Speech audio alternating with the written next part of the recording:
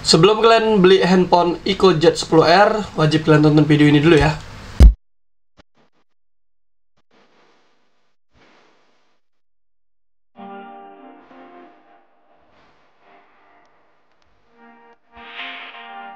Nah, ini dia EcoJet 10R yang kemarin keluar dengan harga 3 juta, bahkan kalau kita dapat promo di 2,9 jutaan. Nah, handphone ini worth it nggak ya? Menurut aku sangat worth it ya, dimana Eco ini softwarenya lumayan bagus ya, nggak kayak macam Hyperbuds sebelah. Nah, kelebihan handphone ini, yang pertama, kenapa aku bilang handphone ini bagus? Yang pertama itu karena handphone ini lebih murah dibanding Vivo V60 Lite ya. Vivo V60 Lite itu semuanya sama, cuma beda merek brand aja ditempel doang ya. Sedangkan OS-nya juga sama-sama Vantage OS. Makanya aku sangat merekomendasi kalian handphone ini ya. Jadi orang yang punya V60 Lite, begitu beli handphone, ada yang beli handphone ini, aduh kecampak banget tuh ya, karena harganya jauh banget coy bedanya ya. Vivo V60 Lite itu dengan seri yang sama seperti ini, RAM 8 internal 256, harganya hampir 5 juta. Sedangkan ini harganya cuma 3 jutaan, 3 juta lebih sedikit. Bahkan kalau kalian bisa dapat promo di Shopee, itu harganya cuma 2,8 hingga 2,9 juta. Bukti yang kedua, kalau kalian cari di GSM Arena, EcoJet 10R itu nggak ada. Yang ada keluar yang versi India, itu ya jauh beda, bukan yang ini ya. Nah, malah kita direkomendasikan waktu pas cari EcoJet 10R yang muncul Vivo V60 Lite. Nah, setelah aku buka ternyata semuanya sama ya. Kameranya, prosesornya, chipsetnya, RAM-nya, semuanya sama. Anjay, berarti ini copy paste doang dari Vivo V60 Lite. Nah, itu alasan yang paling sangat besar aku beli handphone ini, karena lebih murah dibanding saudaranya. Yang kedua, desain ya. Desainnya menurut aku minimalis, cakep, nggak terlalu norak ya. Kalau kalian suka desain yang simpel-simpel ini, menurut aku ini lebih bagus ya. Nggak seperti Infinix GT30 Pro ini yang handphone gaming ya. Nah, ini memang modinya agak gahar, tergantung kesukaan orang. Tapi kalau handphone EcoJet 10R ini lebih ke cewek atau cowok gitu bisa masuk ya. Nah, terus juga untuk modelnya flat ya, makanya enak. Bentuk kameranya juga nggak gede-gede banget, jadi masih bisa dipakein fan cooler yang ada heatsinknya seperti ini ya tuh. Nah, kalau misalnya bentuk kameranya gede kayak macam Poco X7 ini tengah-tengah bulat, itu ya nggak bisa dipakein fan cooler seperti ini ya. Nah, ini bisa dong. Dan juga handphone ini udah ada sertifikasi ketahanan air, tapi bukan dicelup ya, cuma di percikan air kayak hujan.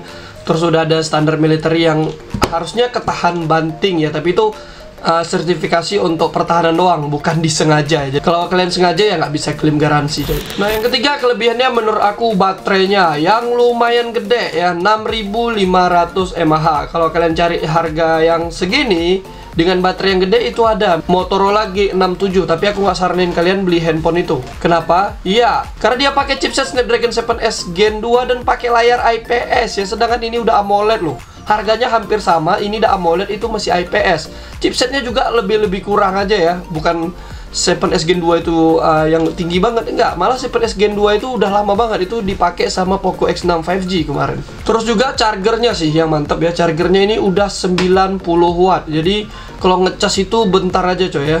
Aku ngecas dari 10% ke 100%. Aku nggak 100% sih, karena memang aku buat ketahan sampai 90%, sekitar 50 menitan ya, kalau nggak salah kemarin 50 atau 55 menit gitu ya. Terus juga di handphone ini udah ada baterai health-nya, jadi kita tahu ya kesehatan baterainya seperti apa. Nah, untuk screen on time handphone ini tuh bisa sampai 8 jam, 9 jam lebih ya. Aku dari pagi main sampai malam ya, nggak full ngegame sih, cuma kadang buka YouTube, buka short video, Facebook. Itu masih bisa bertahan baterainya berapa persen kemarin ya, lupa. Nah, yang jelas ini baterainya memang lumayan ya, apalagi dibekali sama software iOS Vantage OS yang bagus. Jadi kalian nggak perlu takut baterai kehabisan. Handphone ini cakep ya, soalnya baterai badak banget. Kalau cepat habis pun ya tinggal charge 90 watt coy, cepat ngecharge-nya. Nah, yang keempat kelebihannya layarnya udah AMOLED 120 Hz ya. Dan layarnya ini cakep banget kalau kita lihat, walaupun bezel bawahnya lebih tebal sedikit dibanding atasnya, tapi ini tuh udah hampir presisi. Untuk harga segini ini tuh udah cakep banget ya. Dibanding ya seperti merek yang aku bilang tadi ya, Moto G67 itu masih pakai layar IPS coy. Kalau ada yang bilang, mending IPS aja lah, nggak cepat rusak. Ya, aku pakai Poco F3 sampai sekarang nggak cepat rusak juga ya. Semua itu tergantung pemakaian lagi sih. Nah, menurut aku sih IPS sama AMOLED itu bedanya di harganya doang ya. Kalau AMOLED itu lebih mahal, kalau IPS itu ya lebih murah. Makanya kalau rusak pun ya udahlah ganti aja, orang murah kok gitu ya. Nah, sedangkan untuk AMOLED ini lumayan mahal dan lumayan ribet kalau ganti, soalnya kan ada fingerprint di layar, nanti registrasi ulang lagi. Tapi sejauh ini aku pakai layar AMOLED aman-aman aja kok, nggak ada masalah ya. Terus juga sampai kapan kita menahan diri untuk memakai barang yang mewah, yang layar yang cakep cuma karena ketakutan layar rusak coy ya. Nikmatin lah layar AMOLED tuh cakep ya, tuh fingerprint juga di layar loh. Nah, untuk kameranya udah depan belakang bisa 4K ya, walaupun cuma mentok 30 fps. Dan yang paling kerennya lagi, Iko tidak pelit memberi lensa ultra wide ya. Kemungkinan besar ini karena memang kembarnya Vivo V60 Lite ya, jadi terpaksa ada lensa ultra wide ya. Kalau kita lihat dari yang sebelumnya, Iko Z7, Iko Z9, Iko Z10 itu nggak ada lensa ultra wide ya, apalagi yang seri-seri Lite-nya ya. Seri-seri S-nya ya, itu nggak ada yang pakai ultra wide. Ya kecuali Iko Neo 10 ya, itu kan udah seri mahalnya ya, 5 juta sampai 6 jutaan. Nah, ini di 3 jutaan udah ada lensa ultra wide, cakep. Nah, untuk Vivorma menurut aku di harga 3 juta atau kalau kita dapat promo 2,9 2,8 juta pakai chipset MediaTek Dimensity 7360 Turbo, menurut aku udah lumayan oke, lumayan optimal. Dibilang mahal juga enggak ya. Karena kalau kita lihat mahal itu Motorola Edge 60 Fusion, kalau kita bicara chipset doang ya, pakai Dimensity 7400 itu harganya 5 jutaan ya. Sekarang udah turun di 3,7 juta karena mungkin nggak laku cuy ya. Mahal kali 5,7 juta dapat chipset MediaTek Dimensity 7400, sedangkan Infinix GT30 5G MediaTek 7400 itu di harga 3 jutaan doang ya. Harga pertama kali keluar dia 5 juta loh. Dah ini cuma 2,9, 2,8 atau bilanglah 3 juta dapat di chipset MediaTek Dimensity 7360 Turbo. Nah, yang terakhir nomor 7 menurut aku kelebihan handphone ini di Vantage OS-nya ya. Vantage OS-nya tuh mantap ya. Nah, ini tuh salah satu rekomendasi buat kalian, UI software yang bagus ya dibanding Xiaomi dan Infinix. Sebenarnya kalau Infinix kalau seri GT sih bagus ya, soalnya minim bloatware. Nah, kalau yang seri-seri biasanya Hot Note itu aku kurang sih ya. Lebih milih Vantage OS lah kalau dibanding Hyper OS dan XOS-nya Infinix ya.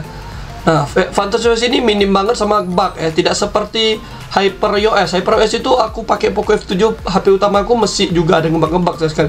Kadang-kadang ininya nggak bisa. Pernah sekali ngecas itu nggak bisa, wajib di reboot dulu ya. Nah, itu baru bisa. Di sini nggak pernah ada masalah yang aneh-aneh untuk Vantage OS ini ya. Nah, kemungkinan juga Vantage OS ini bakalan dapat update ke Origin OS. Nah, tapi aku nggak tahu sih beneran dapat di handphone ini atau enggak ya. Tapi jangan terlalu berharap lebih lah, mengingat ini di harga 3 jutaan, jadi jangan terlalu berharap dapat dikasih sama Iko lah ya. Tapi semoga aja dikasih. Nah, setelah kelebihannya kita bicarain kekurangannya pula. Tidak ada jack audio untuk headset dan tidak ada slot SD card ya. Jadi kalau misalnya kita mau nambah-nambah penyimpanan nggak ada tuh ya, cuma SIM 1 dan SIM 2 aja. Ya paling kalian beli USB converter dari Type-C ke jack audio ya, yang 3,5 mili. Nah, yang kedua menurut aku suara speakernya yang lumayan jelek ya. Kalau dibilang stereo ya udah bener stereo, tapi ini tuh memang suaranya agak jelek. Soalnya ada yang komen kemarin ya, kenapa bang speakernya kan udah stereo? Iya udah stereo sih, tapi suaranya jelek. Memang iya jelek, kan udah stereo katanya. Ya gimana aku menjelasin suaranya ya. Nah, mending kalian dengar sendirilah. Kalau dibandingin sama harga-harga handphone yang 3 jutaan lainnya, ini emang speakernya agak jelek ya.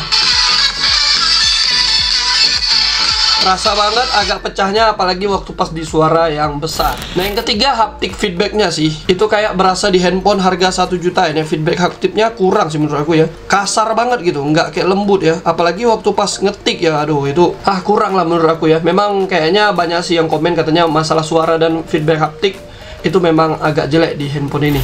Dan untuk di kamera perekam video ini tuh belum ada OIS ya, belum ada optical image stabilizer. Dan kamera depan hanya mentok di 30 fps ya. Walaupun kita buat 1080 itu cuma 30 fps kamera depannya. Sedangkan kalau kamera belakang bisa sampai 60 fps walaupun hanya settingan 1080 60 fps. Terus juga kamera depannya menurut aku agak burik lah ya. Maksudnya bagus, cuma nggak terlalu bagus untuk di seri kelasnya. Biasalah Iko biasanya kamera depan selalu jadi tumbal. Ini sih yang paling agak nggak enak ya di game-game seperti Mobile Legends, PUBG Mobile. Tidak seperti handphone-handphone MediaTek Dimensity 7300 lainnya. Karena di sini tuh untuk frame rate-nya mentok cuma di super 90 fps, sedangkan untuk handphone yang pakai Dimensity 7300 lainnya udah bisa sampai 120 fps. Walaupun ada yang bilang yang punya RAM 12 GB ya, yang versi RAM 12 GB udah sampai 120 fps ultra. Nah, aku nggak tahu sih kebenaran itu ya. Yang jelas Itel RS4 aku aja itu bisa sampai ultra loh. Di sini nggak bisa coy ya. Nah, itu yang sangat disayangkan sih. Untuk di game-game itu grafik atau frame rate-nya masih banyak yang belum kebuka. Bahkan di PUBG Mobile juga mentok sampai segini ya. Kalau kita bandingin sama Infinix GT30 5G udah bisa lebih tuh. Nah, yang terakhir ya, jaminan update iOS-nya cuma 2 kali ya. Iko kabarnya hanya menyajikan 2 kali untuk update besar Android. Ya, buat sebagian orang mungkin ini cukup mengganggu. Ya, tapi kalau menurut aku pribadi, handphone ini tuh kalau bisa dapat update 2 kali ke depan, untuk 3 tahun 4 tahun ke depan harusnya masih oke sih ya. Kesimpulannya, handphone ini tuh untuk all-round sih. Kalau kalian mau ngebantai gaming ya, saran aku mending ambil seri yang Infinix GT30 5G. Tapi kalau misalnya kalian mau yang all-round ya, yang maksudnya yang semua dapet, body mantep, baterai gede, ngecharge cepet 90 watt ya, kamera oke ya, ini cukup jadi pertimbangan dan yang paling worth it menurut aku ya. Apalagi kalau dibandingin Motorola G67 yang masih layar IPS, atau Motorola Edge 60 Fusion ya, itu mungkin kameranya lebih bagus ya, tapi harganya juga mahal, 5 jutaan coy, walaupun turun sekarang di 3,7 jutaan. Singkat cerita, handphone ini nggak aku jual ya, nggak jadi aku jual. Kenapa? Karena handphone ini tuh bakalan dipakai sama istri aku, karena ya istri aku itu handphonenya Redmi Note 10 Pro yang udah rusak, jadi alhasil dia mau minta pakai Ico Jet 10. Dan setelah aku pertimbangin ya, memang ini paling cocok buat dia atau buat perempuan yang nggak suka gaming, karena performanya lumayan, tapi lebih ke all-round sih handphone ini. Awalnya aku mau ngasih atau suruh dia pakai Poco X7 Pro ya, tapi setelah dipikir lagi, handphone ini kan lebih ke performa dan nggak kepake sama dia sama sekali untuk performanya. Nah, alhasil ya udah deh, ini aja ya, Ico Jet 10R ya. Terus juga karena Vantage OS-nya lebih bagus ya, terus minim bugs nggak seperti Hyper iOS. Nah, jadi ini pilihan yang tepat nih buat para cewek yang all-round lah gitu ya, yang performa, kamera semuanya dapet ya, layar dapet, dan iOS software juga ada. Nah, oke lah guys, jadi ya cukup sampai di sini dulu. Apabila ada yang kurang bisa komen aja, dan apabila ada perkataan aku yang salah bisa bantu koreksi. Thanks for watching, jangan lupa bantu like dan subscribe. See you later, goodbye, dadah.